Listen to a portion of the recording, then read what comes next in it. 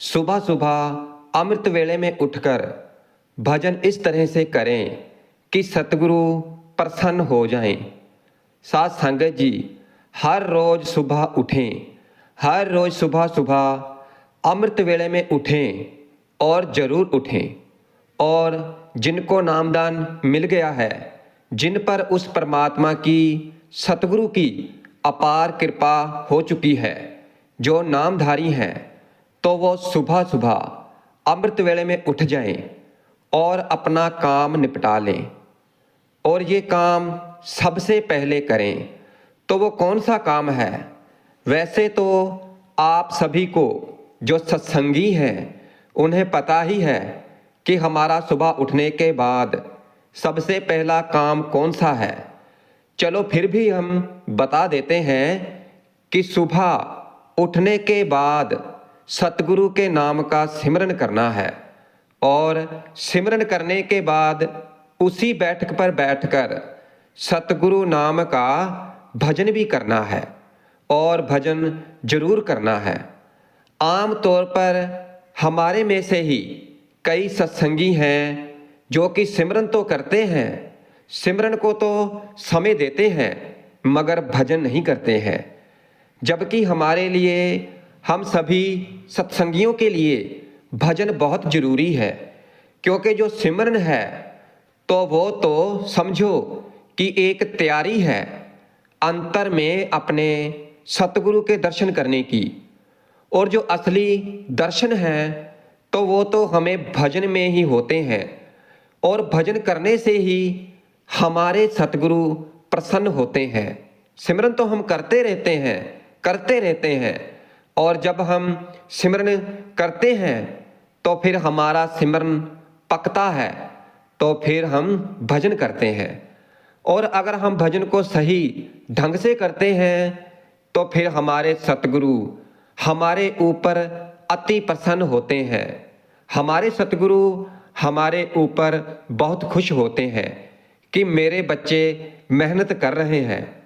और फिर भजन करते समय हमारे आगे आने वाली सभी रुकावटों को हमारे सतगुरु दूर कर देते हैं और फिर हमारा भजन चलता रहता है। और जब हम भजन करते हैं तो हमें कुछ भी याद नहीं रहता है, क्योंकि हमारी सुरत उस परमात्मा से जुड़ चुकी होती है। हम अपने आप को भूल जाते हैं कि हम कहाँ पर हैं, यहाँ तक कि हमें अपने सतगुरु के स्वरूप का भी ध्यान नहीं रहता। हम वो भी भूल जाते हैं, मगर हमारे सतगुरु को सब पता होता है, उन्हें हमारे बारे में सब जानकारी होती है। क्योंकि ऐसे ही तो नहीं कहते हैं कि सतगुरु जानी जान है, वो सब जानते हैं। सतगुरु को पता है, हमारे पल पल की उन्हें खबर है कि हम क्या कर रहे हैं। इसीलिए भाई, हमें अपने अंदर सतगुरु का भय रखना चाहिए। क्योंकि जब हमारे अंदर सतगुरु का भय होगा तो हम कोई गलत कार्य नहीं करेंगे। उस समय हम गलत काम कर ही नहीं सकते। इसलिए हमें हमेशा अपने सतगुरु का भय रखना चाहिए कि अगर मैं ये गलत काम करूँगा तो मेरे सतगुरु मुझे देख रहे हैं, तो हम फिर वो बुरा काम नहीं करेंगे।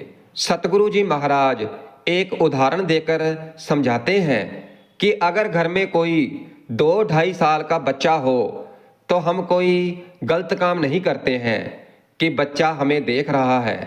तो आप जी फरमाते हैं कि क्या आपको इस बात का डर नहीं लगता जब हम कोई बुरा काम करते हैं कि वो परमात्मा हमें देख रहा है? आप जी फरमाते हैं कि हमें उस परमात्मा से डरना चाहिए, क्योंकि वो तो पत्ते पत्ते में, जर्रे जर्रे में शामिल है और उसे हमारे पल पल की खबर है।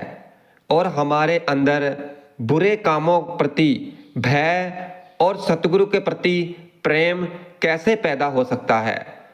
तो आप जी बड़े ही प्यार से फरमाते हैं कि नाम का सिमरन भजन करने से, जब जीव नाम का भजन करता है तो उस जीव पर सतगुरु की खास कृपा होती है और सतगुरु उस जीव पर बहुत प्रसन्न होते हैं। क्योंकि सिमरन तो काफी लोग करते हैं मगर भजन कोई कोई करता है, कोई भाग्यशाली ही करता है। इसलिए हमें रोजाना सुबह सुबह उठकर सिमरन तो हम करते ही हैं और हमें भजन भी करना चाहिए। अगर हमें अपने सिमरन को सफल करना है तो फिर हमें भजन करना ही होगा, नाम की कमाई करनी ही होगी। और नाम की कमाई की इतनी महिमा है कि तीसरी पातशाही जी श्री गुरु अमरदास जी महाराज फरमाते हैं कि गुर प्रसाद वेख तू हर मंदिर तेरे नाल। तीसरी पातशाही जी फरमा रहे हैं, आप जी गुरु साहब जी के उपदेश के अनुसार बड़ी अच्छी तरह से खोल खोल कर समझा रहे हैं। आप जी फरमाते हैं कि वैसे तो नाम की कमाई की महिमा कभी बयान ही नहीं की जा सकती है, ये तो बहुत ही ऊंची और सुच्ची चीज है। मगर पहली पातशाही श्री गुरु नानक देव जी महाराज के उपदेश ही हमें समझ में आ जाए तो फिर भी हम बहुत से वहमों और भरमों में से बाहर निकल सकते हैं और इन पुजारियों के चुंगलों में नहीं फंसते हैं। गुरु साहब जी बड़े ही प्यार से हमें समझाते हैं कि जो उस कुल मालिक परमात्मा का रहने का हरमिंदर है तो वो तो 24 घंटे हमारे साथ ही है, हमारे साथ ही रहता है। कि वो परमात्मा जिसको हम दुनिया के जीव वापस जाकर मिलना चाहते हैं तो वो परमात्मा कहीं बाहर नहीं है, वो परमात्मा तो हमारे शरीर के अंदर ही है, हमारी इस देही के अंदर ही है, हमारे वजूद के अंदर है। और वो आज तक जिसको भी मिला है तो अंदर से ही मिला है। और जब कभी भी जिसको भी वो परमात्मा मिलेगा तो वो हमारे अंदर से ही मिलेगा। वो मंदिरों में, मस्जिदों में और गुरुद्वारों में नहीं बैठा हुआ है और ना ही वो परमात्मा तीर्थों में मिलेगा कि हम तीर्थों की यात्रा कर लें तो हमें परमात्मा मिल जाएगा, नहीं मिलेगा। फिर हम चाहे अपने कानों में शेक निकालकर जोगी बन जाएं और शरीर पर भभूत लगाकर जटा रख लें और फिर चाहे हिमालय पर चले जाएं तो वो परमात्मा हमें वहां पर भी नहीं मिलेगा। और ना ही परमात्मा आसमान में छिपा हुआ है। अगर परमात्मा कहीं है तो वो हमारे इस शरीर के अंदर है, हमारी इस देही के अंदर है। इसीलिए आप जी फरमाते हैं, क्या मंदिर आपे वसे अलख न लखया, मनमुख मुग्ध बूझे नाही बाहर भालन जाही। वो परमात्मा हमारे हर एक जीव आत्मा के शरीर में ही बैठा हुआ है, मगर हम इस दुनिया के जीव मनमुख हैं, मुग्ध हैं, गवार हैं, जो कि उस परमात्मा को प्राप्त करने के लिए बाहर मुखी होकर बैठे हुए हैं और उस परमात्मा को बाहर ही खोजने की कोशिश करते हैं। कोशिश करते करते बाहर मुखी होकर ही बैठ गए हैं। अब गुरु साहब का इशारा हमारे शरीर की तरफ है, हमारी इस देही की तरफ है, मगर हम बाहर के हरमिंदर की भी इज्जत करते हैं, मान करते हैं। क्योंकि चौथी पातशाही श्री गुरु रामदास जी ने बसाया है, बुनियाद रखी है, श्री गुरु अर्जन देव जी महाराज ने पूरा किया है। वहाँ पर गुरु घर का प्रचार होता है, कीर्तन होता है और वहाँ पर जाकर उस कुल मालिक को मिलने का हमारे अंदर प्यार और शौक पैदा होता है। इसलिए हमारे दिल में उसकी भी इज्जत है, मान है। मगर जिस हरमिंदर की पहली पातशाही श्री गुरु नानक देव जी महाराज और तीसरी पातशाही श्री गुरु अमरदास जी महाराज महिमा करते हैं तो वो हरमिंदर हमारा शरीर है। क्योंकि वो परमात्मा हमारे अंदर रहता है। इसलिए गुरु साहब जी फरमाते हैं कि घर अंदर सब वत है, बाहर किछ नाही। इसका भाव है कि जो कुछ भी हमें मिलेगा तो वो हमें हमारे इस शरीर के अंदर से ही मिलेगा, क्योंकि परमात्मा हमारे शरीर के अंदर है। और जब हम सतगुरु की भक्ति करेंगे, जब एक जगह पर बैठकर परमात्मा की भक्ति करेंगे, नाम का सिमरन करेंगे, भजन करेंगे, फिर ही हमें उस परमात्मा की प्राप्ति हो सकती है। और यही संत कबीर साहब जी फरमाते हैं, जो तिल माही तेल है, जो चकमक में आग, तेरा साईं तुझ में है, जाग सके तो जाग। आप जी के कहने का मतलब है कि जिस तरह तिल के अंदर तेल होता है मगर हमें दिखाई नहीं देता, और जब तिलों को कोल्हू में पैला जाता है तो फिर तेल निकलता है, हमें दिखाई देता है। और जैसे चकमक यानी पत्थर में आग होती है मगर हमें दिखाई नहीं देती, और जब दो पत्थरों को आपस में रगड़ा जाता है, घिसा जाता है, तो उनमें से आग उत्पन्न हो जाती है। इसी तरह वो परमात्मा हमारे इस शरीर के अंदर है मगर हमें दिखाई नहीं देता। और जब हम सतगुरु की भक्ति करते हैं, नाम का सिमरन और भजन करते हैं, एक जगह पर बैठकर भजन करते हैं, तो फिर हमें वो परमात्मा अपने शरीर के अंदर से ही प्राप्त हो जाता है। यहाँ पर पलटू साहब जी फरमाते हैं कि साहिब साहिब क्या करे, साहिब तेरे पास। आप जी फरमा रहे हैं कि अरे भाई, तू किस परमात्मा को जंगलों में और पहाड़ों में और सरोवरों में और तीर्थों में खोजते फिर रहे हो, क्योंकि वो परमात्मा तो 24 घंटे तुम्हारे पास ही है, तुम्हारे साथ चलता फिरता है। कहाँ है? तुम्हारे इस शरीर के अंदर, तुम्हारी इस देह के अंदर बैठा हुआ है। इसलिए जो भी तुमने पिछले जन्म में कर्म किए हैं तो उनका पश्चाताप करो, उनका हिसाब किताब खत्म करो, क्योंकि वो परमात्मा कहीं बाहर नहीं बैठा हुआ है, वो परमात्मा तो हमारे शरीर के अंदर है। इसलिए सतगुरु जी फरमाते हैं कि अगर कोई सच्चा और सुच्चा मंदिर है, गुरुद्वारा है, मस्जिद है और ठाकुर द्वारा है, तो वो सिर्फ हमारा शरीर है। इसीलिए ऋषियों मुनियों ने हमारे इस शरीर को नर नारायणी देह कहकर याद किया है, क्योंकि ये देह वो देह है, शरीर है, जिसको नारायण ने खुद पैदा किया है, और जिसके अंदर नारायण वो मालिक, वो परमात्मा खुद बैठा हुआ है, और जिसके अंदर ही आत्मा को नारायण होने का फख्र हासिल हो सकता है। और वो कौन सी जगह? वो हमारा शरीर है। ये वो जगह है जिसके अंदर जीवत परमात्मा बसता है। और पहली पातशाही जी ने तो साफ साफ कह दिया है कि हरमंदर ये शरीर है, ज्ञान रतन प्रगट होए।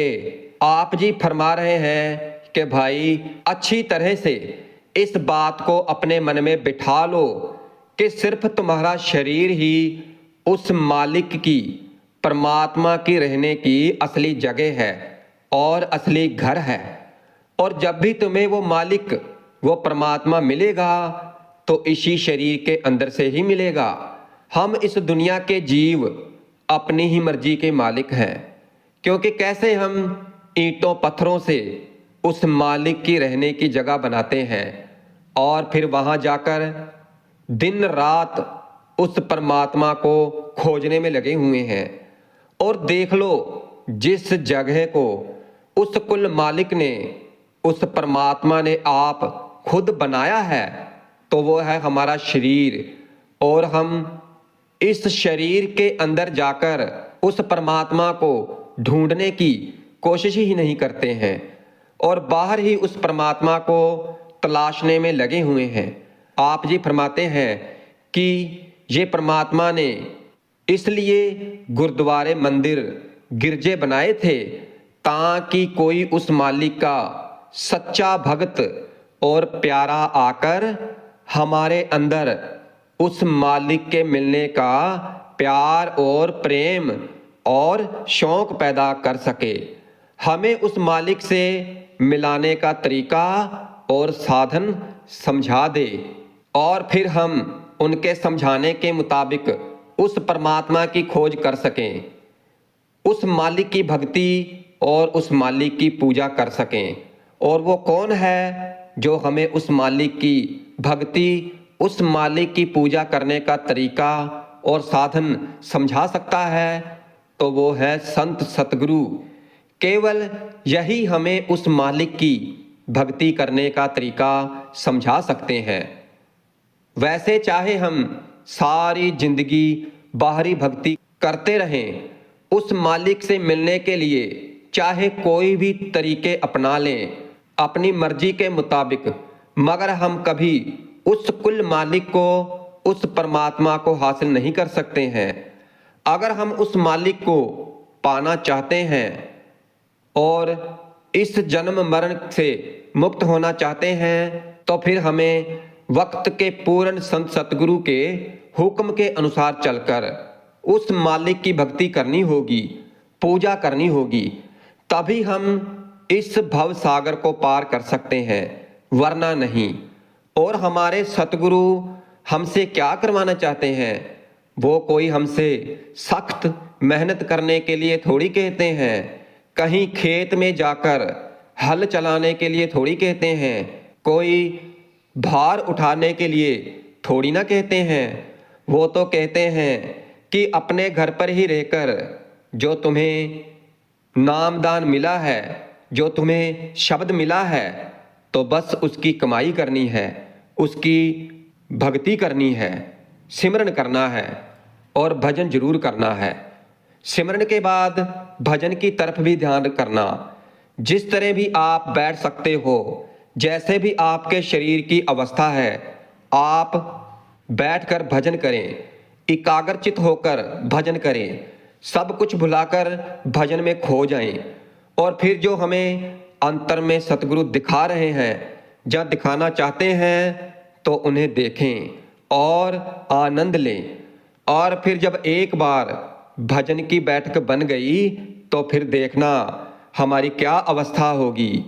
जब एक बार हमारी भजन की बैठक बन गई तो फिर हमें अपने अंतर में वो शब्द धुन जो अंदर धुनकारें दे रही है तो वो भी हमें सुनाई देने लग जाएगी और शब्द का प्रकाश भी हमें दिखाई देने लगेगा।